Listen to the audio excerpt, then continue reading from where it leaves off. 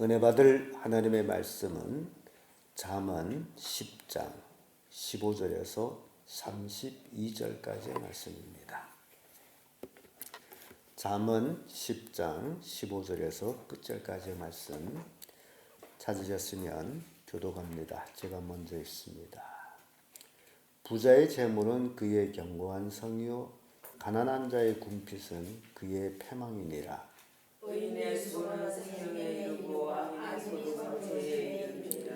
훈계를 지키는 자는 생명길로 행하여도 징계를 버리는 자는 그릇 가느니라. 미워함을 감추는 자는 거짓의 입술을 가진 자요 참선한 자는 미련한 자니라.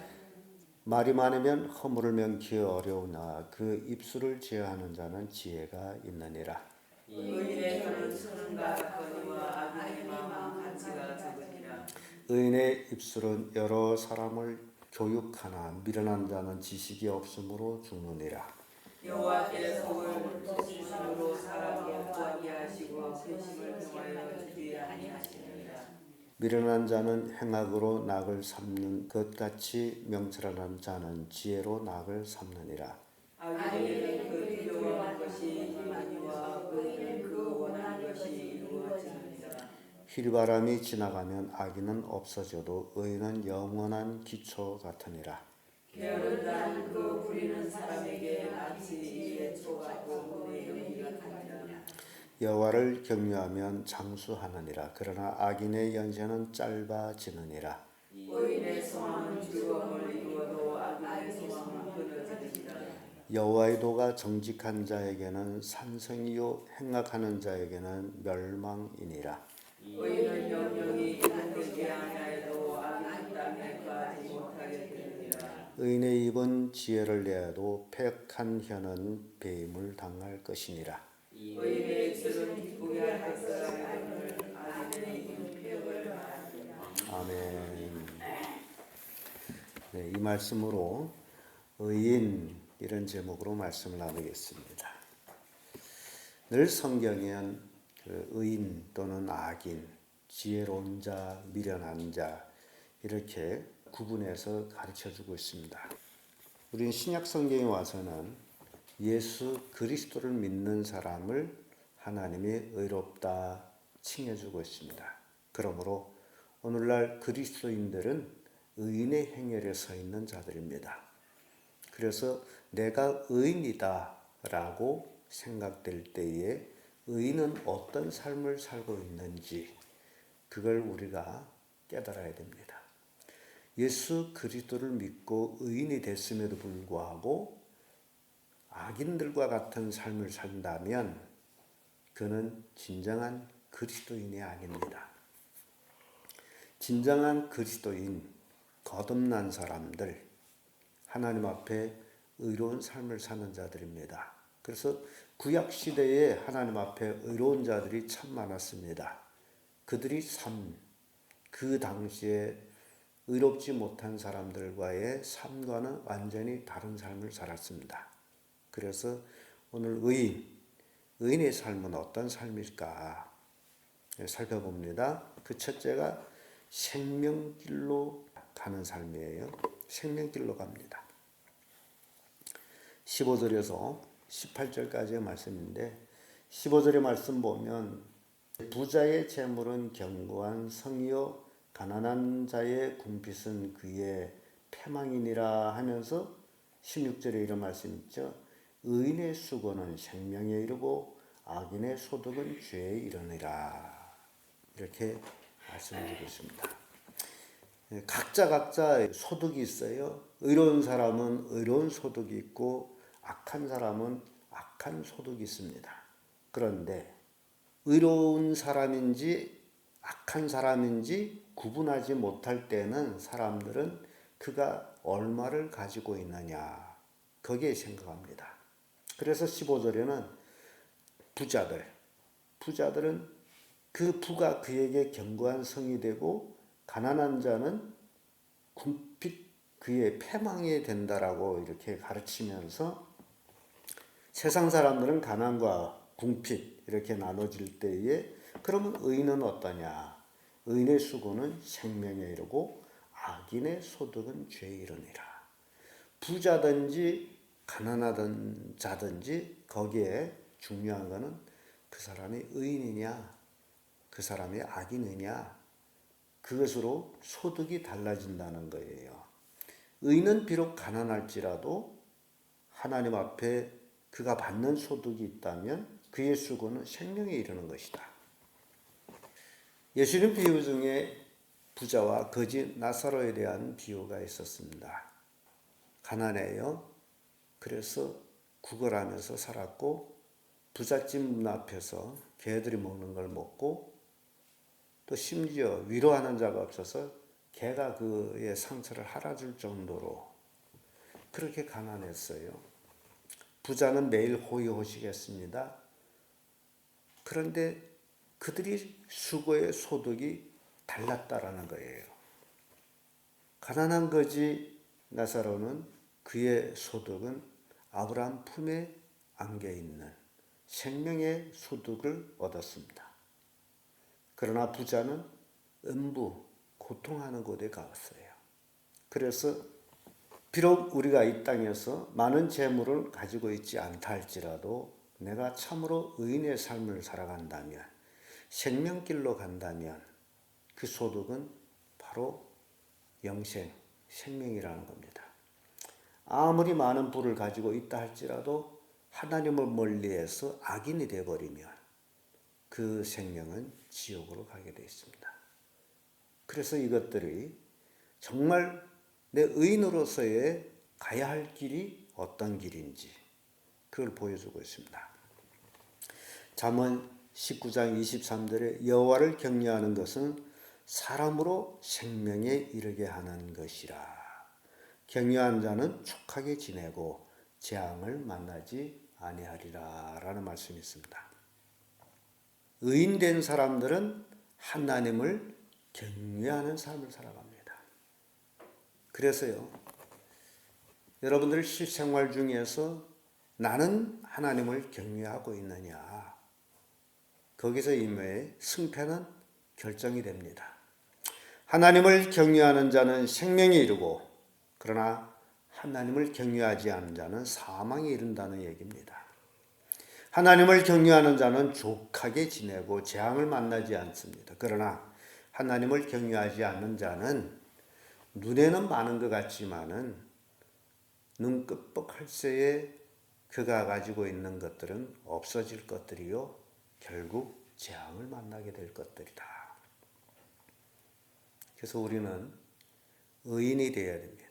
의인의 삶을 살아야 됩니다. 생명길로 가야 됩니다. 하나님을 경외해야 됩니다. 잠언 11장 29절에 의를 굳게 지키는 자는 생명에 이르고 악을 따르는 자는 사망에 이르니라.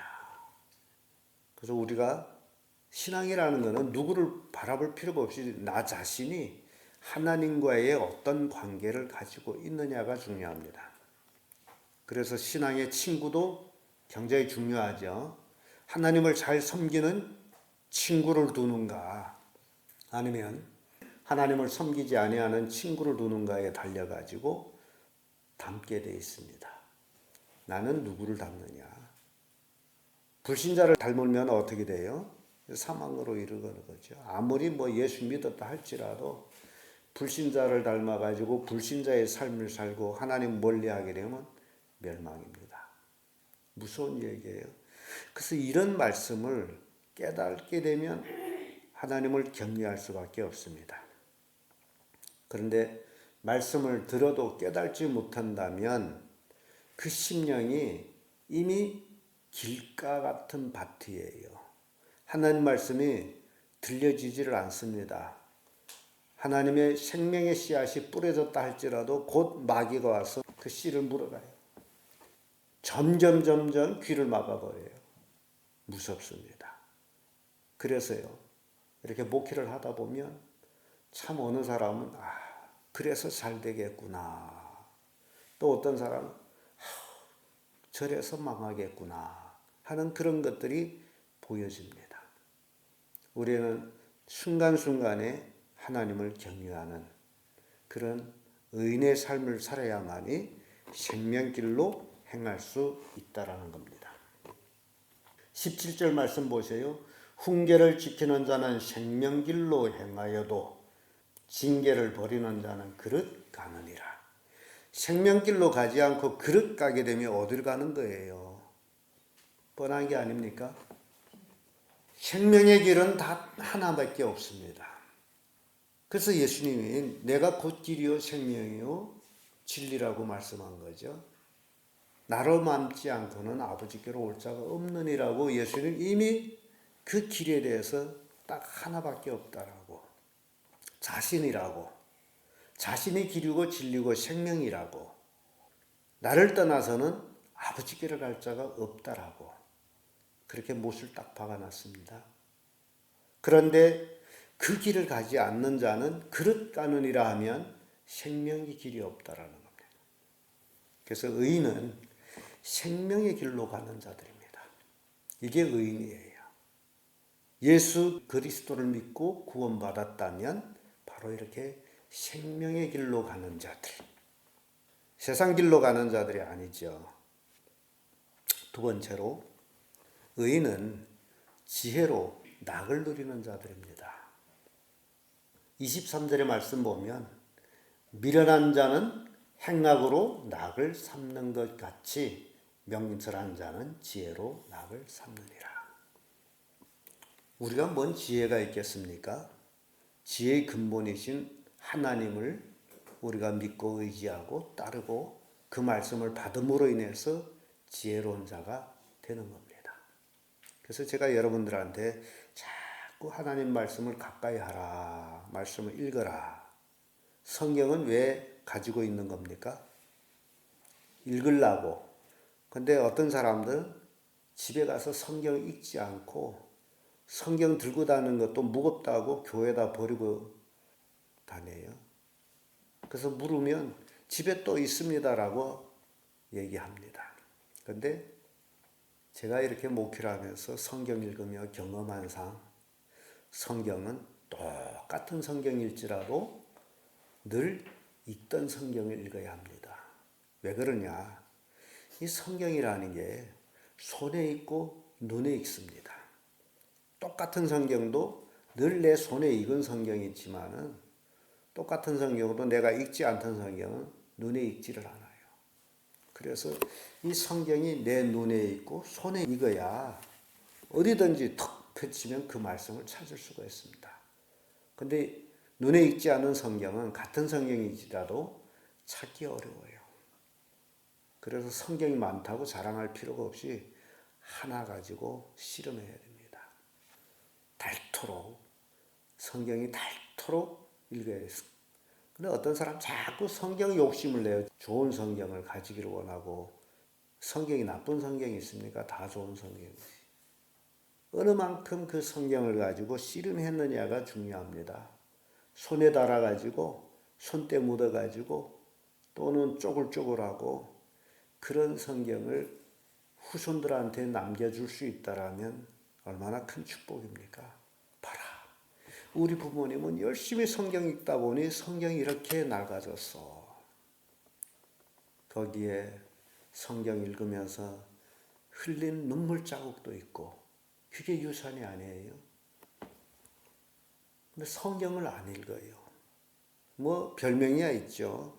너무 바빠서, 시간이 없어서, 피곤해서, 눈에 보이지 않아서.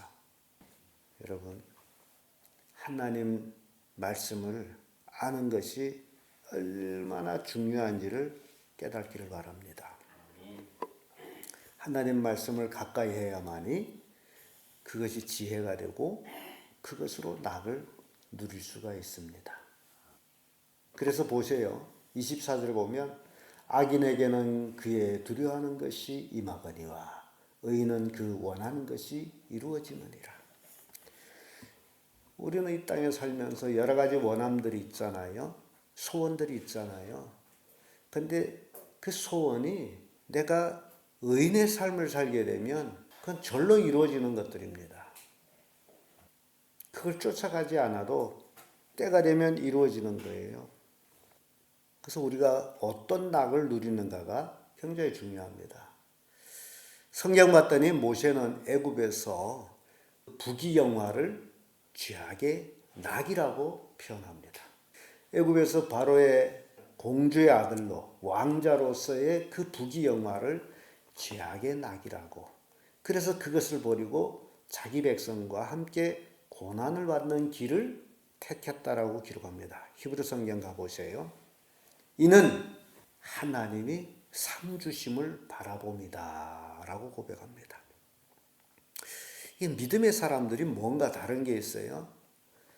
하나님을 의지하고 하나님 말씀대로 살아가는 의인들은 하나님의 주신 상을 바라보는 것이지 자기 손으로 뭘 이루겠다라는 사람들이 아닙니다.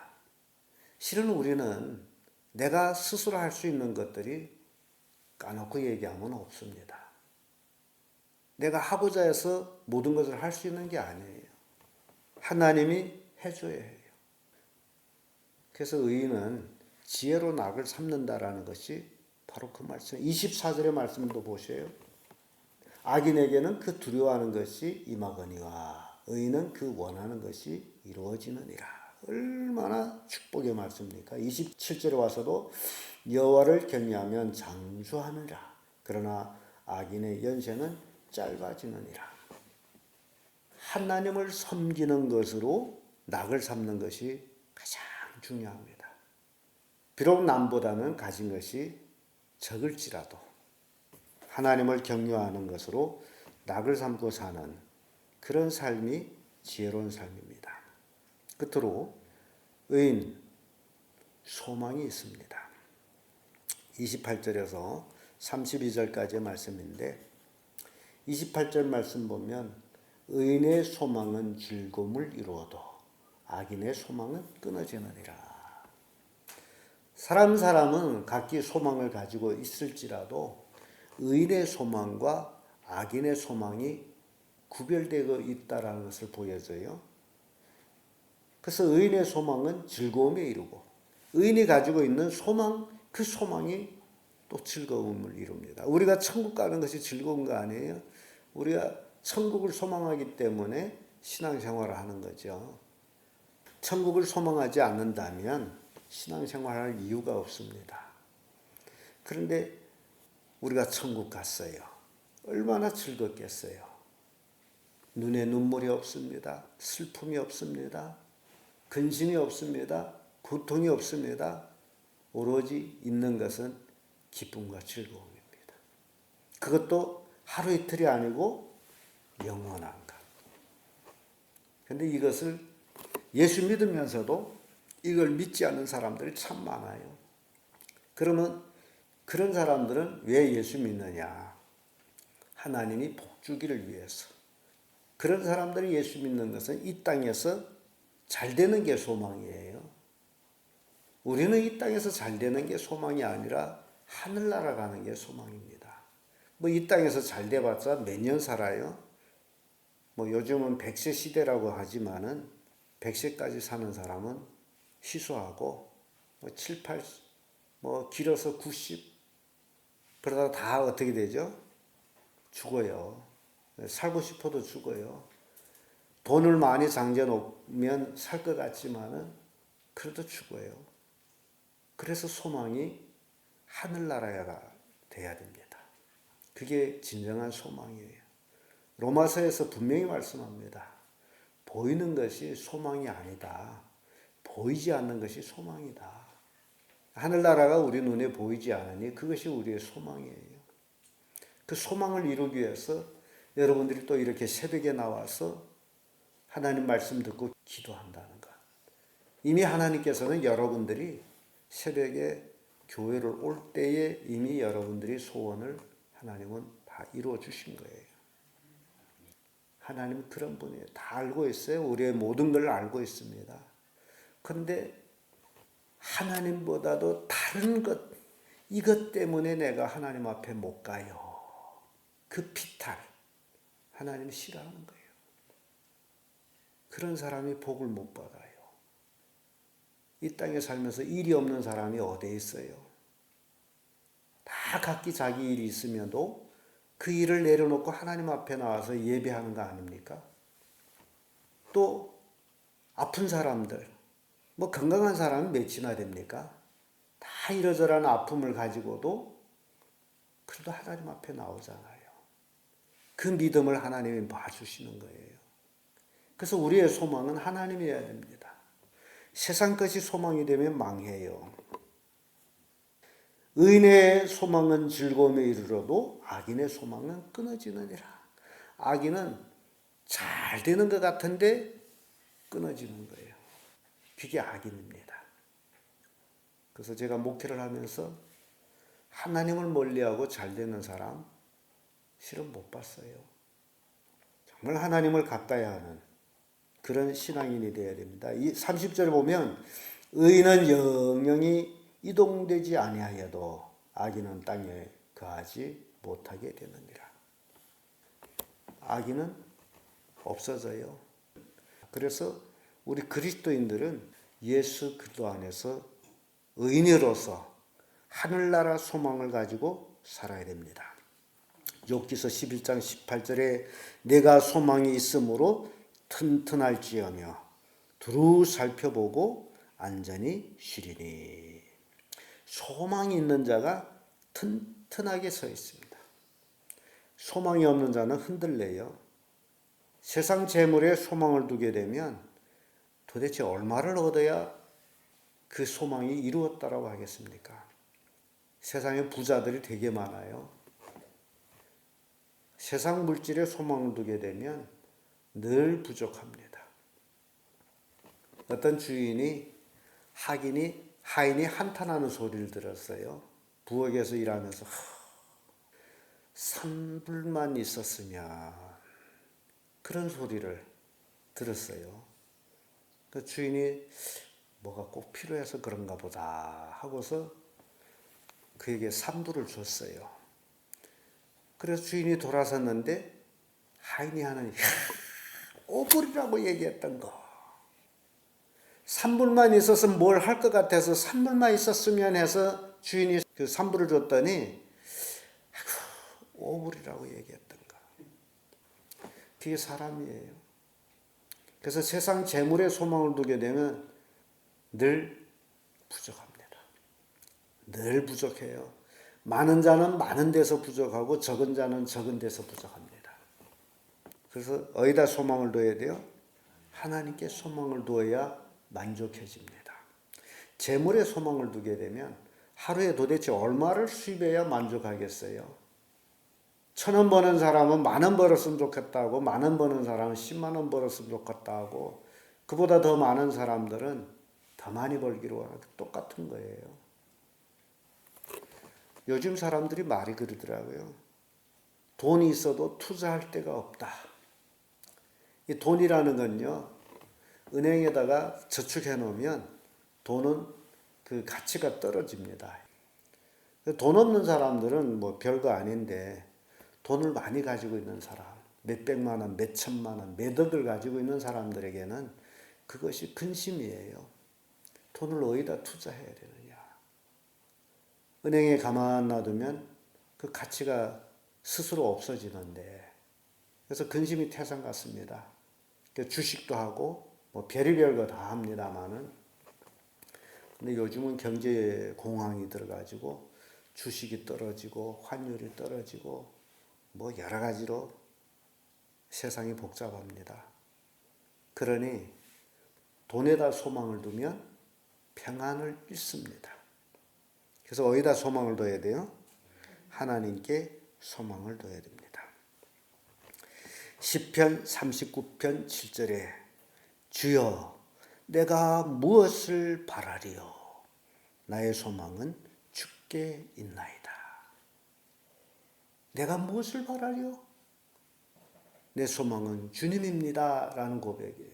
여러분들이 정말 소망이 주님이 되기를 바랍니다. 그래서 여러분들은 의인의 대열에 서서 생명의 길로 지혜로 낙을 삼으며 소망 중에 즐거워하며 날마다 기쁨이 넘쳐나는 그런 성도들 되기를 예수님의 이름으로 축복합니다.